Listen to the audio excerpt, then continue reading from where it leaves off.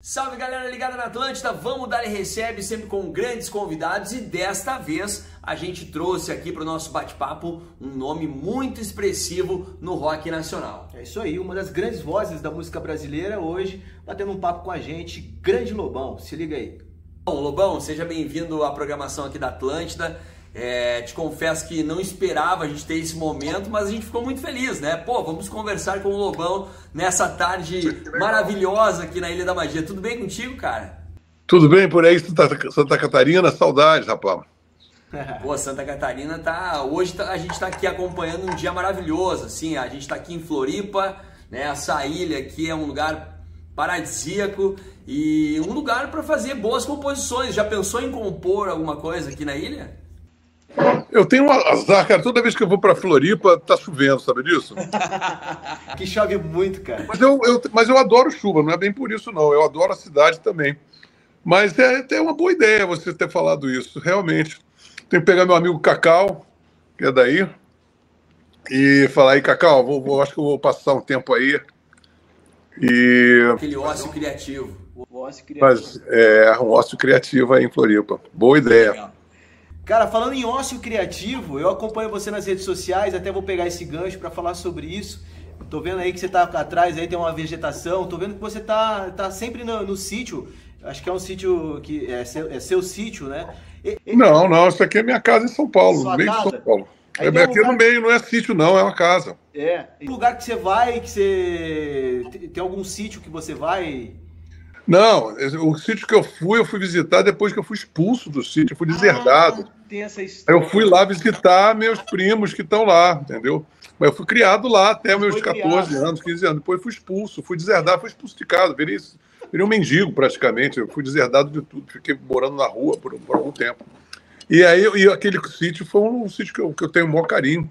Eu fui criado lá, imagina. Faz parte da tua infância, né? Comecei a tocar bateria lá. Eu tenho uma história muito umbilical com o sítio, tenho um maior carinho, um maior amor, e foi um maior prazer eu poder, depois de tanto tempo, visitar um lugar tão caro a mim. E minhas meninas, as primas, que eu fui padrinho de casamento dos pais delas, né, da Nuxa e do Luiz Otávio. Então eu tenho uma responsabilidade sobre eles também, né? Ô Lobão, a tua história com a música ela já passa, né, alguns anos, assim, são mais de 50 anos com a música fazendo parte da tua vida, literalmente. Como é que... Vou buscar um pouquinho a história lá atrás. Como é que surgiu esse teu contato com a música? Como é que tu começou tudo isso, cara, lá atrás? Foi justamente nesse sítio aí. Meu avô era um ogro holandês, tem aquele cara parrudo, e ele tinha todas aquelas tradições de tomar chopp, fazer chopadas, então ele conseguia lá com a Brahma, sei lá, uma companhia de cerveja lá, casas engradados enormes de gelo e serpentina, ele fabricava a serpentina no sítio, etc e tal, barris de chopp, 500 mil barris de chopp, e ficava todo mundo cantando aquelas de caneco, Prost, aquela coisa, né? Ele foi criado na Alemanha, então ele tinha muita coisa da Bavária, né? E aí o que acontece? Nós estávamos no carnaval, devia ser 62, 61. Tinha uns 3 anos. E aí, o meu primo, que é 10 anos mais velho, devia ter uns 13, ganhou da minha avó uma bateria. E essa bateria era de madeira. E eu não sei, tava aquela chopada, etc e tal. Aí eu fui para dentro do boliche, estava o meu primo com os amigos dele montando a tal da bateria. Eu falei assim, será que eles estão montando barril de chopp na cabeça? Não sabia que era bateria, pensei que era um barril de chopp do meu avô, né? Uhum. Falei, o que esses caras estão fazendo com barril de chopp? Aí eu fui lá e daqui a pouco eu olhei e eles tinham posto na vitrola umas marchinhas de carnaval, tá na época de carnaval. Aí ele falou assim, aqui é uma bateria, o amigo do meu primo. Eu falei, pô, que legal. Posso sentar? Eu sentei, peguei a baqueta e comecei a tocar. Vem cá, me lembro assim, vem cá, seu guarda, bota pra fora esse moço que tá no salão. Aí comecei a tocar.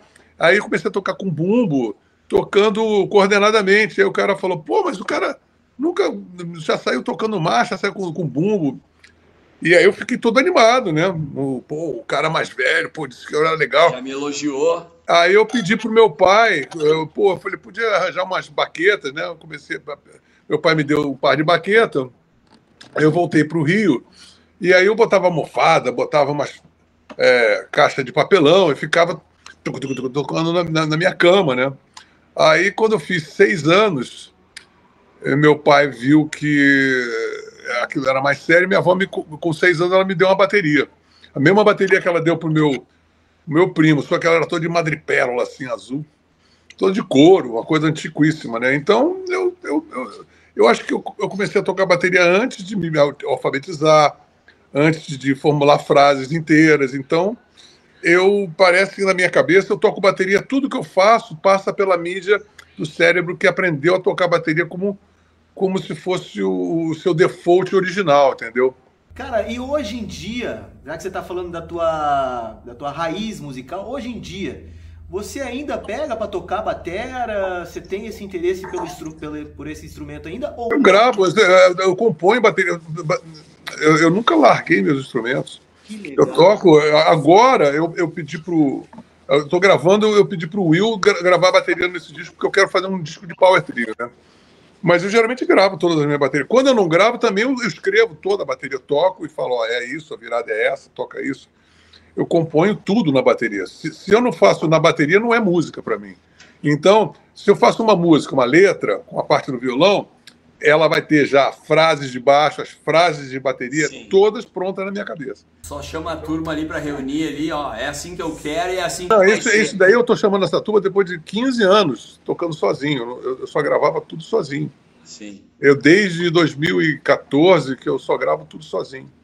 Já te dá então a coisa assim, é uma novidade para mim voltar e está sendo maravilhoso. Essa experiência aí, né? O cara, quando é muito instrumentista, o cara é muito detalhista, muito criterioso. Pô, ninguém vai fazer como eu estou imaginando, eu vou fazer. Eu como estudei muito música clássica, eu quando componho, eu faço assim, se eu fosse compor para um quarteto de cordas, eu teria que escrever o violino, a viola, o violoncelo, o baixo, né?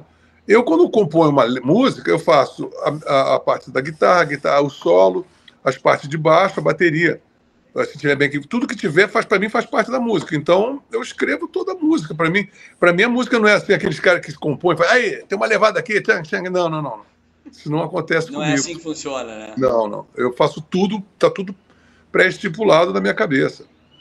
Mesmo porque eu sou baterista muito mais do que cantor ou compositor. Eu ia te perguntar, juntando tudo isso, né? O que seria o mais completo? Baterista.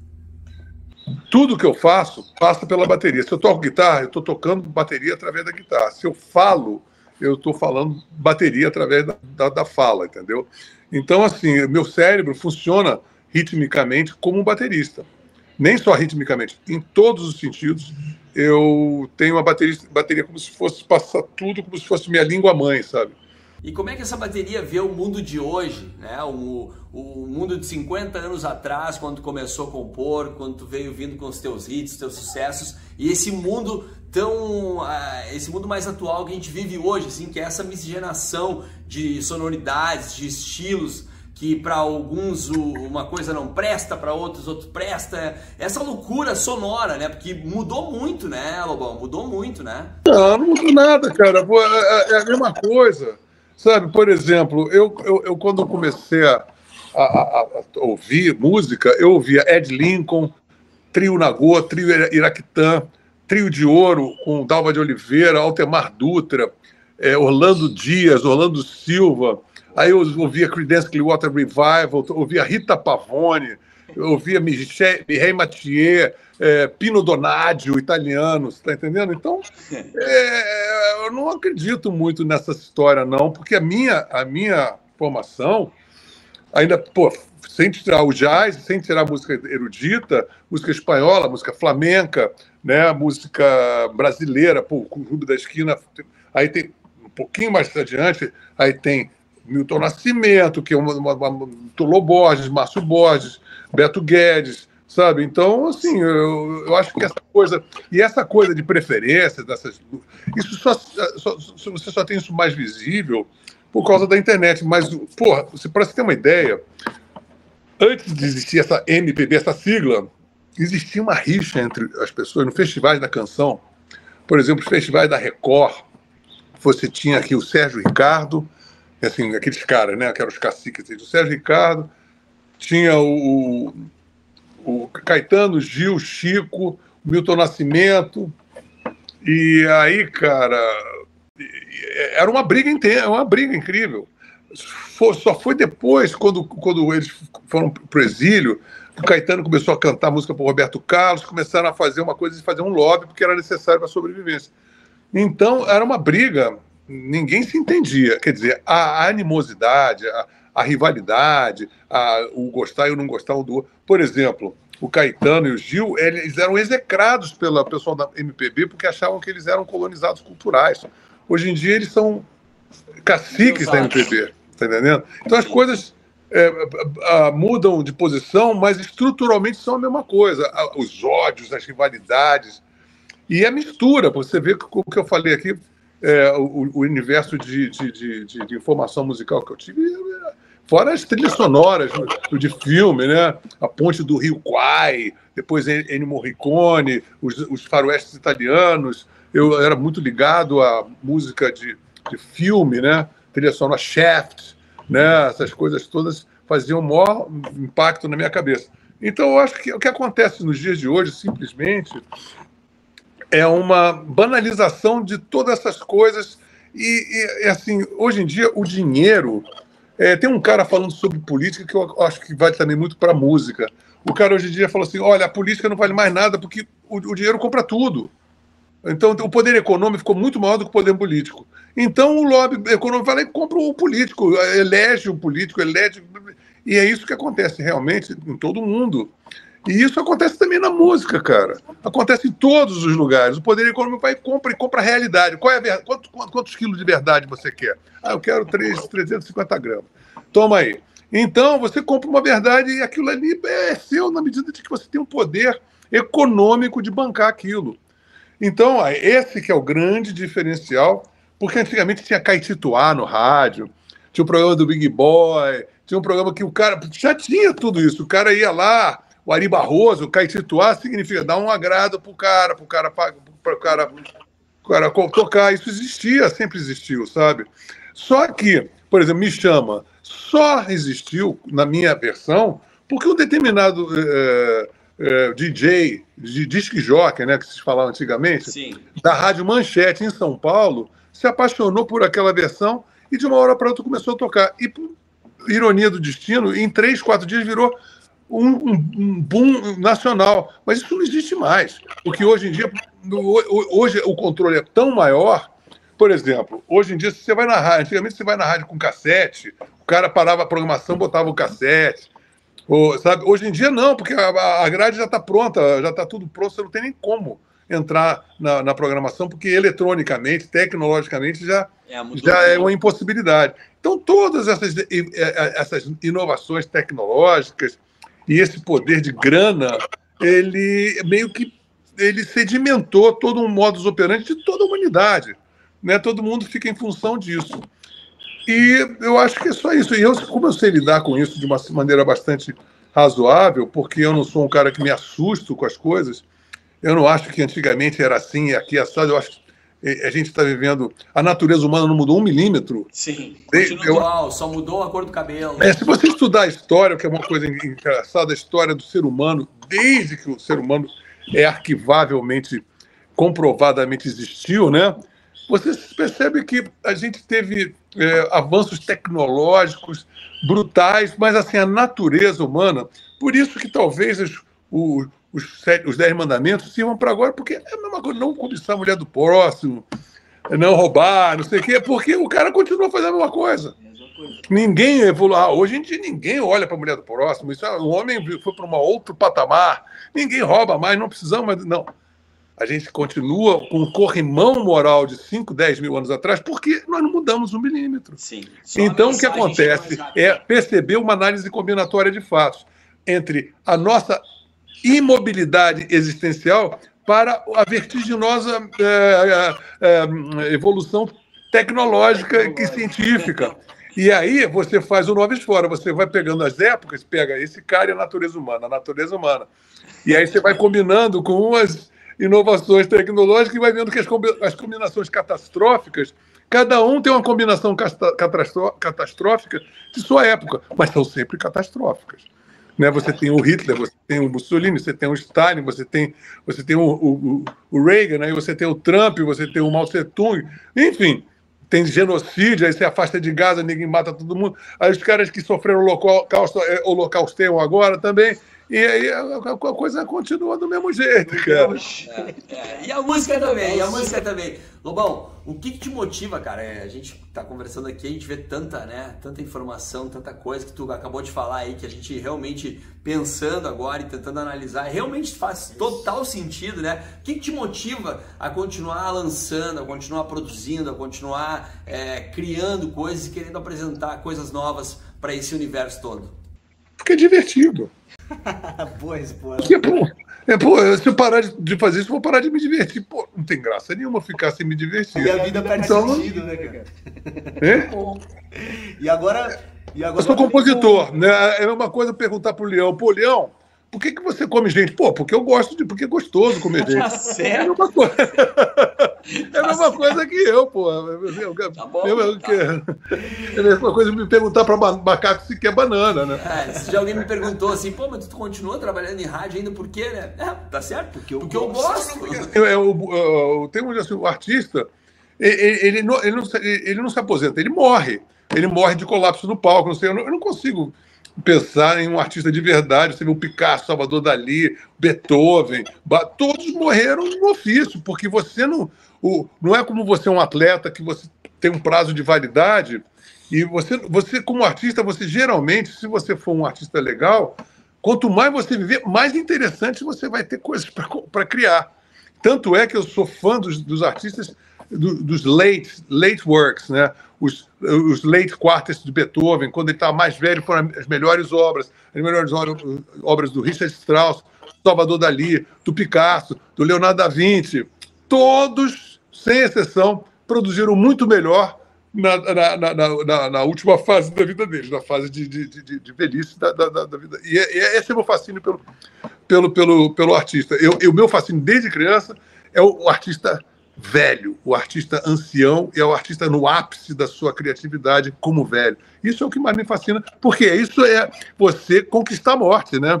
Porque nada pode te deter. Somente o colapso final da vertigem, que é a morte. Os caras dos Stones que digam, né, mano? Os caras dos Stones estão aí na ativa ainda e voando no palco, né? Não sei se estão voando. O Mick Jagger sim, mas os outros estão um pouco bombadinhos. O Mick Jagger, eu fui assistir um show dele, ele tá... Mas eu fui há 10 anos atrás, mas ele tava... Ele continua ainda, certo? Eu acho... Pô, o Rolling Stones, cara, pra você ter uma ideia, quando eles fizeram 30 anos, eles já eram chamados a voz do rock. Porque antigamente, com 30 anos, o cara tinha que morrer de overdose aos 27. Você no 30 já era datado, né? Você já estava vencido. E aí, esse é o grande mérito dos Rolling Stones, que eles, de década a década, eles foram aumentando o prazo de validade do ser humano. Não digo nem do rock and roll, porque os Rolling Stones, como são a maior banda do planeta, eles influenciam no comportamento das pessoas, na moda, no comportamento. O rock and roll influencia em tudo. Então, quando você vê, o cara está fazendo 30 anos, está fazendo 40 anos, está fazendo 80 anos estão ali. E o que é isso? Isso motiva um monte de gente a falar, não, mas eu acho que eu vou dar mais um tempinho, eu vou continuar fazendo minha parada aqui. Tá entendendo? Eu acho isso muito bom, né? Não, realmente. E eu queria aproveitar aqui e te dar os parabéns, porque depois de 50 anos de carreira, a gente vê... e acompanha esse universo musical, o mundo da música, né? Não é qualquer artista que vem e apresenta uma novidade, né? Isso é difícil acontecer. É difícil? Bom, isso é muito anormal, porque é o que deveria ser o mais normal. Não, é o que deveria ser, mas não acontece todo dia, né? Também estamos vivendo um período muito sombrio, né? Nós estamos vivendo uma idade de trevas. Então, a tendência, existe muita intimidação. Por exemplo, tem uma coisa muito engraçada no rock, né? Assim, tem uma pressão empresarial, há uma compulsão de fazer o Manaia rock dos anos 80. Porra, aí você tem festivais aí que já tem um line-up de 10, 15 anos, é o mesmo line-up, e os caras fazem o mesmo show ao mesmo tempo, e não é porque os caras queiram, não. É porque tem uma coisa de cima para baixo que determina que o rock morreu, e você é uma peça de museu, e é isso que, pô, você como um artista de rock, você tem que botar o pau na mesa, fazendo nananina, não é nada disso. Mesmo que você fique fora dos festivais, mesmo que você esnobe os festivais, e mesmo que eles te esnobem, foda-se. É o que eu falo assim, sobre cancelamento, né? Fala, por que você tem medo de cancelamento? Eu falo assim, eu não posso ser cancelado por aquilo que eu evito. Eu estou evitando. Eu não quero tocar ali. Então, não adianta, porque eu não quero tocar no Rock in Rio. Não quero. Não, então, como é que você vai me cancelar? É uma opção sua, né? Eu estou evitando. Então, assim, mas você está falando assim, você vai ser cancelado. Mas se eu estou falando assim, é porque eu já não quero isso. Se eu estou jogando uma pedrada, você vai dizer, pô, foi mal aí. Não, estou determinando um espaço que eu não quero ele. Como que eu vou ser cancelado por um espaço que eu não quero? É que eu não entendo. Aí eu vou ter medo de ser cancelado por uma coisa que eu não quero. Não dá para entender, né? E muita gente não entende esse teu lado, esse teu pensamento, essa tua forma de ser e te considera um cara polêmico daí, né? O Lobão é polêmico. Não, mas o problema é a pessoa tem que entender o seguinte: polêmica não é a causa, é a consequência. Sim. Eu sou simplesmente um cara honesto. Sou claro nas minhas declarações. O que gera polêmica é a imbecilidade coletiva. Porque aí o cara não entende e fica ofendido. Aí o cara faz fofoca pro outro. E faz um mau barulho. Mas porque são imbecis. Não é a minha culpa. Eu não tenho intenção de causar polêmica. Eu tenho intenção de causar um desconforto. Sim, porque eu sou artista. Sim. Eu não sou entretenedor. Todo artista tem que provocar desconforto. Não tem que provocar bem-estar. Né? Você não tem que provocar bem-estar. Você tem que provocar inquietação, questionamento, insatisfação, fúria, revolta. Tá entendendo? E não, que legal, que velhos tempos, eu beijei minha namorada, estava com bactéria. Porra, toma no cu. Sabe? Qual é, rapaz? Vai, se levanta aí, cresce, caralho. Beijei minha namorada, estava com bactéria. Aí, cara, sabe que aí depois acham que eu sou o esquisito. Quando a sociedade é esquisitérrima. E pior, esquisito no bom sentido, deformada, submissa. E aí o cara faz um monte de banda de rock, fica uma caricatura. Aí vira partido político, vira time de futebol, sim. Fica fulano, torce se fantasia de torcida, de fã de banda. Isso é uma vergonha. Isso é uma babaquice. Isso é coisa de bocó. Sabe como é que é? Eu não quero ninguém sendo meu fã. Eu quero que as pessoas sejam cúmplices do meu trabalho. Eu quero pessoas que sejam amigas, próximas a mim, e não me coloquem num pedestal e fiquem botando um incenso lá, como se eu fosse um Exu. Tá entendendo? Então as pessoas têm que entender que o artista tem que ser mais, nesse caso, muito mais próximo humanamente das pessoas. Sabe? Aquele cara que vira uma diva, meus sais, e pô, eu quero uma meinha rosa no meu camarim. Porra, sabe? Qual é? É complicado. É complicado. Lobão, pra gente fechar aqui o nosso papo, eu sei que o tempo também aí é curto, enfim. Queria que tu falasse um pouquinho, então, desse teu novo single, né, desse teu novo trabalho, quais foram as influências, o que tu buscou passar na mensagem da música. Bom, eu comecei a pensar em fazer esse álbum. Eu sou um cara que eu preciso de um conceito para começar um trabalho. Eu não tenho inspiração nenhuma. Eu lido com informação e trabalho braçal, tá entendendo? Então eu fiquei procurando. Eu estava fazendo Vale da Estranheza, Canções de Quarentena, porque eu passei o tempo, pensei que o mundo ia acabar. Fiz um disco triplo aqui de músicas que eu gostava. Eu aprendi muito.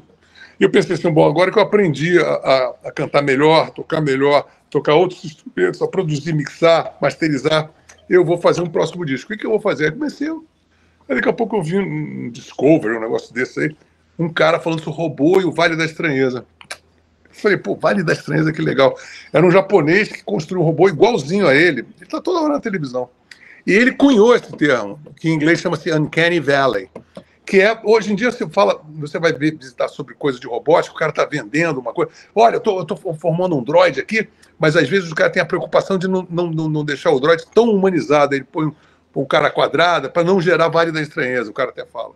Porque o Vale da Estranheza é uma síndrome que quando você olha para o robô e se acha muito próximo, você fica assim porque é muito igual, superficialmente, estruturalmente é completamente diferente. Transistor, chip, é totalmente diferente. Então, eu achei poético esse nome, o Vale da Estranheza, e fiz uma ópera em que eu considero que o estranho é o ponto gravitacional do conceito. Então tem a música chamada O Estranho, mas é você sendo estranho de você mesmo, que é o conhece-te a si mesmo. Mas você olha no espelho, você não está vendo você está vendo um estranho.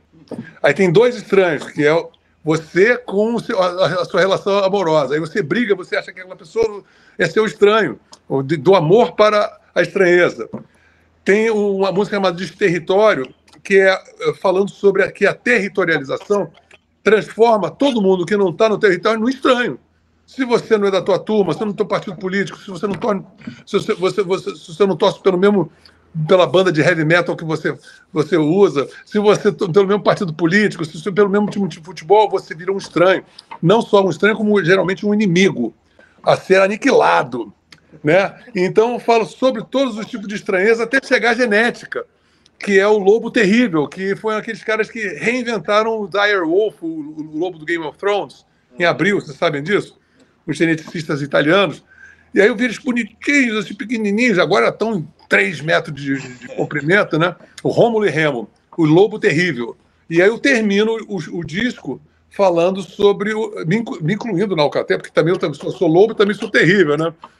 Então eu me insiro na coisa e faço uma viagem sobre... E aí começou uma querela de saber, mas esse lobo é de verdade ou não é de verdade? Porque é um lobo pré-histórico. Não, mas tem um gene do lobo cinza. Aí teve aquela... Quer dizer, é um falso absoluto. Ele é o lobo terrível, mas ele é um estranho. Então é o Vale da Estranheza em todas as suas acepções, em todas as suas circunstâncias, desde a cosmogônica até a inframolecular, tudo sobre a estranheza que o ser humano tem a condição. Porque estranhar é sempre você colocar em perspectiva, diferenciar e não se reconhecer. Então essa é a estranheza. Se reconheceu, às vezes, parcialmente, né? Então esse é o tema do disco, porque você percebeu que você vai ter que ligar o vinil, botar e viajar inteiramente na maionese, porque não, o disco certeza, inteiramente não tem playlist esse disco. Você tem que ligar, você não pode retirar o disco, porque cada música faz parte de um capítulo, de uma imagem sonora, né? E sequencial, né? E sequencial. 1, 2, 3, exatamente. O conceito do disco de vinil, coloca com tempo, né? Coloca com tempo. 99% das pessoas que estão me ouvindo vai dizer, mas que pentelho, imagina se ninguém vai fazer isso, né? Mas é assim que eu quero. Tá certo, então. Lobão, obrigado por nos receber aí, por bater esse papo junto com a gente aqui na Rede Atlântida. Pô, foi adorável o papo, adorei mesmo. Pô, a gente tentou fugir do convencional, aquelas perguntinhas, né? Aquela coisinha toda. Pra virar um bate-papo. E eu acho que a gente conseguiu extrair boas histórias. Total, né? Monobloco total. Muito obrigado, gente. Grande abraço pra você aí. Tamo junto. Espero vê-los em breve. Se Deus quiser, eu aqui de chinelo, curtindo uma praia, um ócio criativo. Um ócio criativo. E quando vier a Floripa, avisa a gente pra vir aqui na Atlântida visitar a gente. Traz a bateria e a viola. Traz a bateria e a viola. Valeu, Lobão. Valeu.